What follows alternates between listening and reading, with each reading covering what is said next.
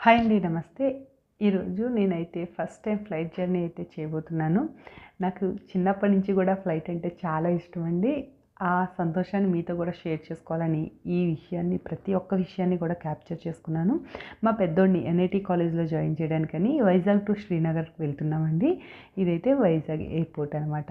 ఒక పక్క మా పెద్దోడిని హాస్టల్‌కి పంపుతున్నానే బాధ, ఒక పక్క చిన్నప్పటి నుంచి నేను ఆకాశంలో చూసే ఫ్లైట్‌ని ఈరోజు ఎక్కబోతున్నాననే ఆనందం ఒక పక్క. ఆ ఫీల్ అయితే మాటల్లో చెప్పలేనండి.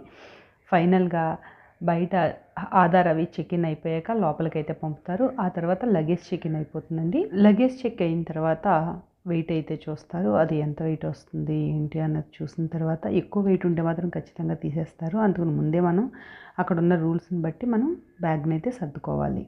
ఇక మిగిలిన ఫ్లైట్ జర్నీ విశేషాల్ని నెక్స్ట్ వీడియోలో పోస్ట్ చేస్తాను. నచ్చితే తప్పకుండా లైక్ చేయండి. Thanks for watching.